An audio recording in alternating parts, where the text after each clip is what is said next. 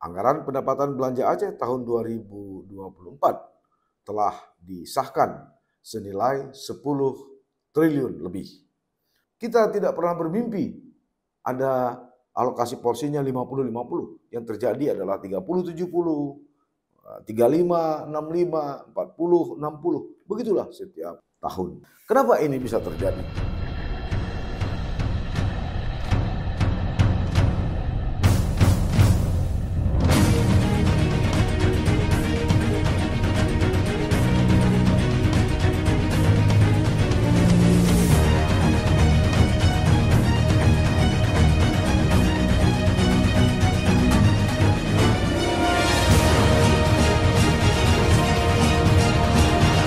Assalamualaikum warahmatullahi wabarakatuh. Sahabat Titik Balik, pembicaraan atau perbincangan kita kali ini seputar anggaran pendapatan belanja daerah atau di Aceh disebut anggaran pendapatan belanja Aceh. Untuk tahun ini atau untuk tahun 2024 seperti tahun-tahun sebelumnya atau beberapa tahun sebelumnya tetap saja ada dinamika di Parlemen Aceh. Terjadi beberapa kali perbedaan-perbedaan pendapat seputar pengesahan. Namun, lagi-lagi, ibarat pepatah tidak ada hujan yang tidak akan berhenti. Konflik itu pun akhirnya reda dan beberapa hari lalu, anggaran pendapatan belanja Aceh tahun 2024 telah disahkan senilai 10 triliun lebih. APBD atau APBA atau anggaran pendapatan belanja Aceh, seperti kita ketahui bersama, itu adalah dokumen perencanaan keuangan. Memang yang sangat penting bagi pemerintah daerah. APBD digunakan atau APBA itu tentu saja digunakan untuk merencanakan pendapatan dan pengeluaran yang dilakukan oleh pemerintah daerah dalam satu tahun anggaran. Pertanyaannya bagaimana perencanaan itu dilakukan? Setidaknya ada dua perencanaan, ada bottom up dan top down. Ada yang dari bawah serta dari atas. Nah, dari bawah itu tentu saja penjaringan aspirasi dari masyarakat, mulai dari musrembang di tingkat kecamatan, kemudian di kabupaten kota hingga ke provinsi. Hingga akhirnya diputuskan. Juga ada reses yang dilakukan oleh anggota DPR Aceh untuk menyerap aspirasi. Nah, kemudian baru ini dibawa ke dalam perencanaan. Perencanaan yang kedua adalah top down. Ini adalah berisi program atau visi misi kepala daerah. Dalam hal ini adalah gubernur. Jadi gabungan dari dua ini, dari perencanaan dari atas dan dari bawah ini kemudian dibahas secara bersama-sama antara eksekutif dengan legislatif. Pertanyaannya adalah apakah dari tahun ke tahun anggaran pendapatan Aceh ini mampu menjawab beberapa hal. Katakanlah untuk tahun 2024 mendatang. 2023 akan segera kita tinggalkan. Kita akan bicara di 2024 mendatang. Nah, pertanyaan yang paling mendasar setelah pengalaman beberapa kali atau setiap tahun pembahasan APBA, faktanya dari total anggaran yang dialokasikan untuk belanja publik atau belanja langsung kepada publik itu hanya 40%. Itu pun sudah sangat maksimal. 60% sisanya itu adalah untuk belanja aparatur. Jadi kalaulah ini terjadi hampir setiap tahun, walaupun Aceh masih mendapat dana otonomi khusus yang akan terus menyusut setiap tahunnya, tapi tidak mampu mendongkrak kesejahteraan dan perekonomian masyarakat. Itu sebabnya ada beberapa pertanyaan yang sangat menggelitik atau yang perlu kita kritisi sebagai rakyat Aceh. Apakah APBA 2024 mampu menjawab tingginya pengangguran terbuka di Aceh? Mampukah menjawab masih besarnya jumlah penduduk yang hidup di bawah garis kemiskinan di Aceh? Ketiga, mampukah APBA 2024 menjawab tentang masih rentannya keberlanjutan investasi dan rendahnya daya saing ekspor di Aceh?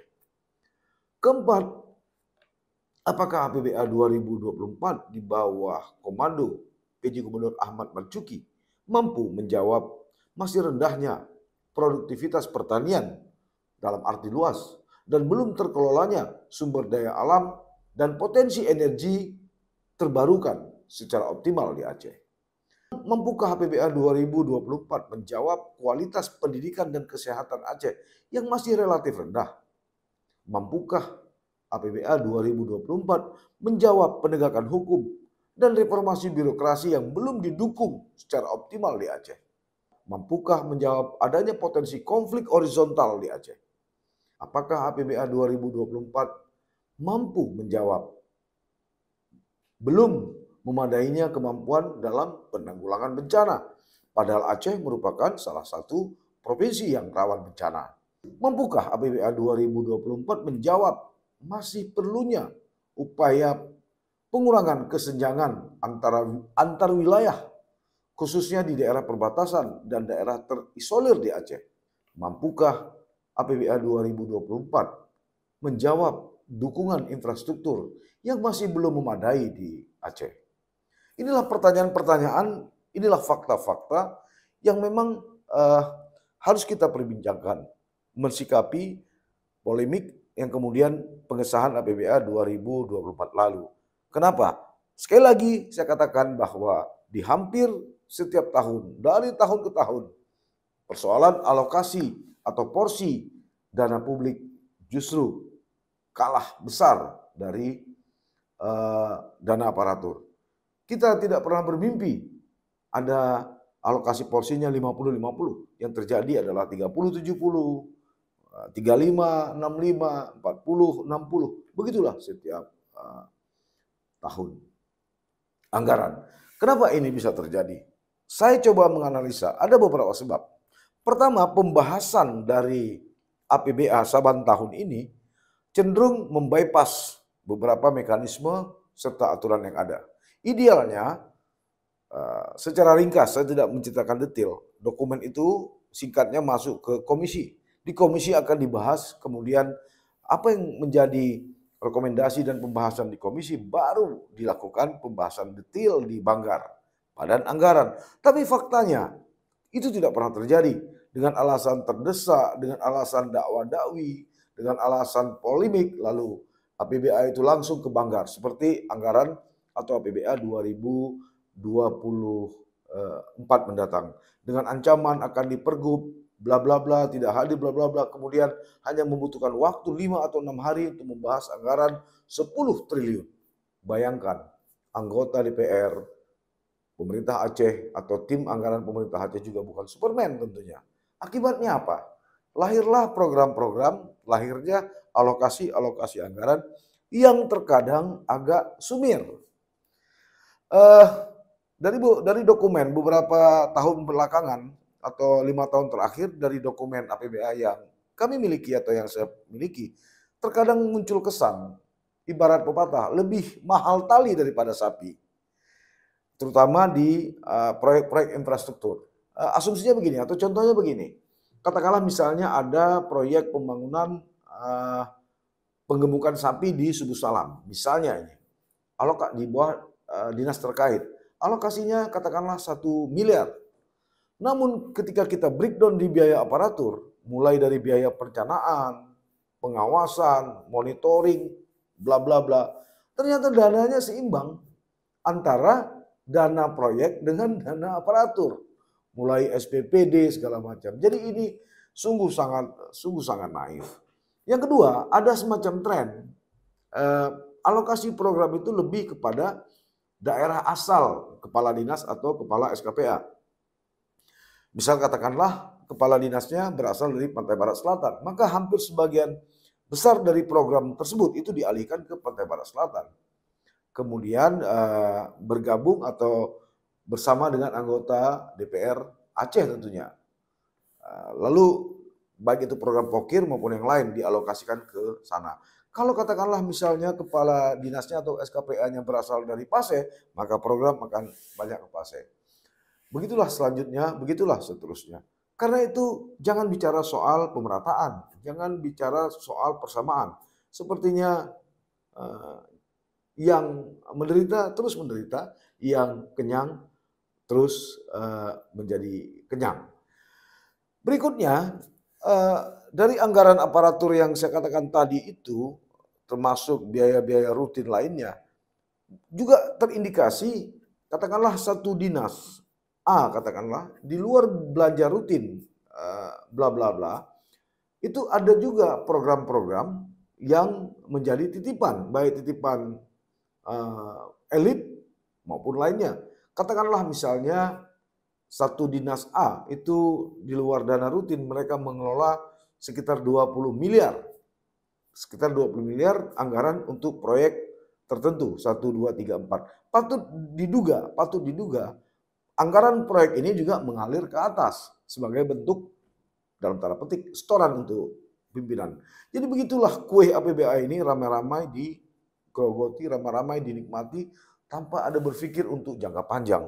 Oleh karena itu saya berpikir hampir setiap tahun, hampir saban tahun anggaran terkuras, tapi tidak terlihat efek dari pembangunan itu sendiri. Karena memang fokusnya lebih kepada belanja aparatur daripada belanja publik. Inilah nasib rakyat Aceh. Kita berharap produk kontestasi demokrasi 2024 akan mampu melahirkan anggota-anggota dewan atau anggota-anggota DPR Aceh yang lebih peduli, yang lebih kritis. Sebab ini penting. Dari segi media misalnya, kenapa pada akhirnya atau kita melihat dalam setahun terakhir ini ketika terjadi perbedaan pendapat antara eksekutif legislatif, publik itu kadung dicecokin dengan statement-statement dengan argumentasi-argumentasi dari eksekutif. Sementara legislatif menjadi pihak yang tersalahkan, tersudutkan. Ini memang tidak aneh karena dari segi media, eksekutif itu lebih siap daripada legislatif. Mereka punya dinas terkait, punya tim ahli yang luar biasa. Sehingga framing yang dibangun oleh eksekutif seolah-olah memang kesalahan itu harus ditimpa kepada legislatif. Misalnya soal pokir itu yang terus diulang-ulang seolah-olah pokir itu menjadi program yang haram, pokir itu menjadi program bagi oknum anggota dewan untuk membesarkan pundi-pundinya. Padahal kalau kita kalkulasi seperti yang saya katakan tadi, dari 10 triliun anggaran itu justru oknum-oknum aparatur sipil negara ASN yang ada di pemerintah Aceh yang justru lebih banyak menikmatinya ketimbang wakil rakyat yang memang dipilih dan mengeluarkan biaya yang tidak sedikit untuk menjadi seorang anggota DPRA. Berbeda dengan kepala dinas, tentu kalaupun ada setoran ke atas dalam tanda petik itu hanya untuk 1-2 orang, tidak untuk yang lain. Kecuali itu kalaupun ada program pokir dari anggota dewan, toh kadang-kadang mereka tidak menang sebab mereka hanya memasukkan nama saja, kemudian program itu dilelang atau dieksekusi oleh eksekutif. Mungkin 1, 2, 3 kalau oknum anggota dewan itu memiliki relasi dan komunikasi yang baik dengan oknum kepala dinas. Jika tidak, maka panggang itu juga akan dibawa lari. Ini tidak sedikit pengalaman-pengalaman kita lihat kenapa tahun lalu misalnya oknum anggota dewan yang mencak-mencak, begitu kita dalami ternyata ada program yang katanya aspirasi dia itu dibawa lari atau yang menang bukan dari pengusaha dari kelompok itu, tapi pengusaha yang lain. Ini yang saya kira harus dicermati dan sudah saatnya DPR Aceh juga tidak hanya mengoptimalkan tenaga-tenaga ahli yang langsung bersentuhan, katakanlah ada tenaga ahli hukum, tenaga ahli anggaran, tapi harus ada satu bahagian di DPR Aceh itu yang memang memikirkan bagaimana konten-konten analisis-analisis framing yang paling tidak rakyat tidak dibiarkan untuk berasumsi secara liar mengenai kedudukan dan posisi mereka. Sangat disayangkan memang kalau pada akhirnya mereka menjadi bulan-bulanan dari masyarakat karena ketidakmampuan mereka berkomunikasi dengan baik, baik dengan media pers maupun di media sosial. Mudah-mudahan sampai bertemu. Assalamualaikum warahmatullahi wabarakatuh.